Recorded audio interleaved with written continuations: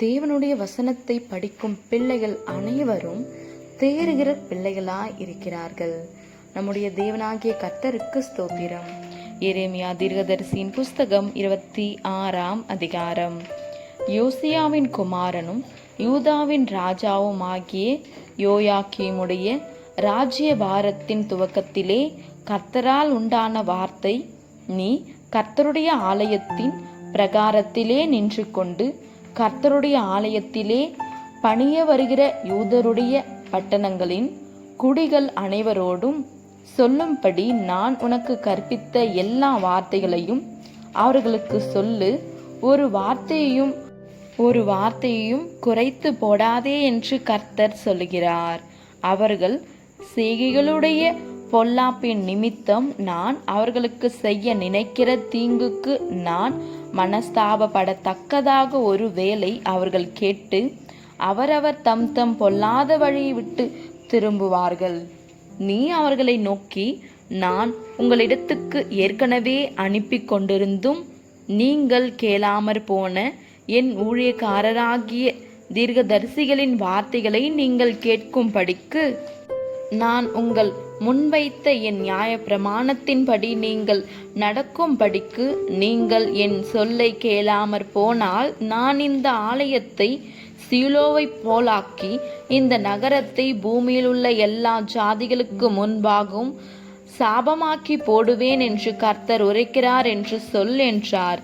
எரேமியா இந்த வார்த்தைகளை எல்லாம் கர்த்தருடைய ஆலயத்திலே சொல்லும் போது ஆசாரியர்களும் தீர்க்கதரிசிகளும் சகல ஜனங்களும் கேட்டார்கள். சகல ஜனங்களுக்கும் சொல்லை கர்த்தர் தனக்கு கற்பித்தவைகளை எல்லாம் எரேமியா சொல்லி முடித்த போது ஆசாரியர்களும் தீர்க்கதரிசிகளும் சகல ஜனங்களும் அவனை பிடித்து, நீ சாகவே சாக வேண்டும், இந்த ஆலயம் சீலோவை போலாகி இந்த நகரம் குடியில்லாமல் பாழாய்ப்போம் என்று நீ கர்த்தருடைய நாமத்திலே தீர்க்கதரிசனம் சொல்வானேன் என்று சொல்லி ஜனங்கள் எல்லாரும் கர்த்தருடைய ஆலயத்திலே எரேமியாவுக்கு விரோதமாய் கூடினார்கள். யூதாவின் பிரபுக்கள் இந்த வர்த்தமானங்களை கேட்டு ராஜாவின் வீட்டிலிருந்து கர்த்தருடைய ஆலயத்துக்கு போய் கர்த்தருடைய புதிய வாசலில் உட்கார்ந்தார்கள். அப்பொழுது ஆசாரியர்களும் தீர்க்கதரிசிகளும் பிரபுக்களையும் சகல ஜனங்களையும் நோக்கி, இந்த மனுஷன் மரண ஆக்னிக்கு பாத்திரன். உங்கள் செவிகளாலே நீங்கள் கேட்டபடி இந்த நகரத்திற்கு விரோதமாக தீர்க்க தரிசனம் சொன்னேனே என்றார்கள். அப்பொழுது எரேமியா எல்லா பிரபுக்களையும் எல்லா ஜனங்களையும் நோக்கி, நீங்கள் கேட்ட எல்லா வார்த்தைகளையும் இந்த ஆலயத்துக்கும் இந்த நகரத்திற்கும் விரோதமாக தீர்க்க தரிசனமாய் சொல்ல கர்த்தர் என்னை அனுப்பினார். இப்பொழுதும் நீங்கள் உங்கள் வழிகளையும் உங்கள் கிரியைகளையும் சீர்படுத்தி உங்கள் தேவனாகிய கர்த்தருடைய சத்தத்தை கேளுங்கள். அப்பொழுது கர்த்தர் உங்களுக்கு விரோதமாய் சொன்ன தீங்குக்கு மனஸ்தாபப்படுவார். நானோவெனில் இதோ உங்கள் கையில் இருக்கிறேன், உங்கள் பார்வைக்கு நன்மையும் நியாயமுமாய் இருக்கிறதை எனக்கு செய்யுங்கள். ஆகிலும் நீங்கள் என்னை கொன்று போட்டால் நீங்கள் குற்றமில்லாத இரத்தப்பழியை உங்கள் மேலும் இந்த நகரத்தின் மேலும் இதன் குடிகளின் மேலும் சுமத்தி கொள்வீர்கள் என்று நிச்சயமாய் அறியுங்கள். இந்த வார்த்தைகளை எல்லாம் உங்கள் செவிகளிலே சொல்ல கர்த்தர் மெய்யாகவே என்னை உங்களிடத்திற்கு அனுப்பினார் என்று சொன்னான்.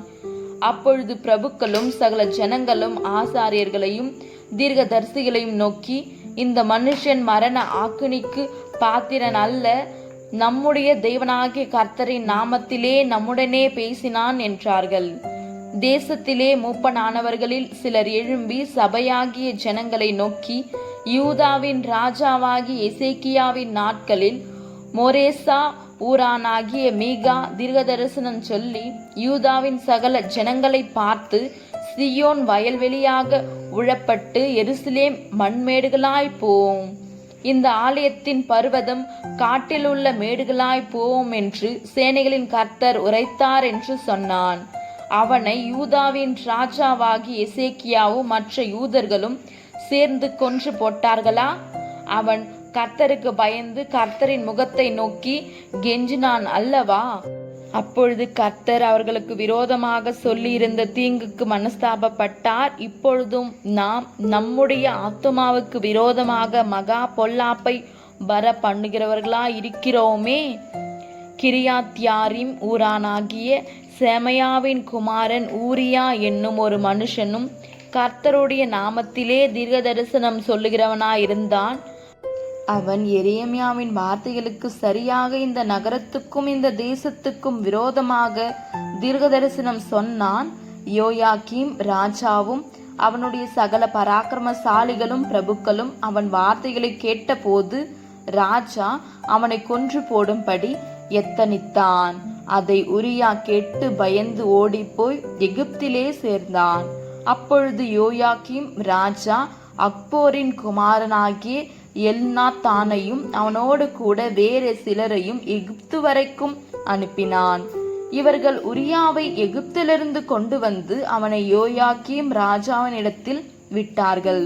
அவன் பட்டயத்தாலே அவனை வெட்டி அவன் உடலை நீச ஜனங்களின் பிரேத குழிகளிடத்திலே எரிந்து விட்டான் என்றார்கள். ஆகிலும் எரேமியாவை கொல்ல ஜனங்களின் கையில் ஒப்புக்கொடாதபடி சாப்பானுடைய குமாரனாகிய அகிகாம் அவனுக்கு சகாயமாயிருந்தான். ஆமேன். இந்த வசனங்களை கேட்டுக்கொண்டிருந்த உங்கள் யாவரையும் நம்முடைய தேவனாகிய கர்த்தர் ஆசீர்வதிப்பாராக. ஆமேன்.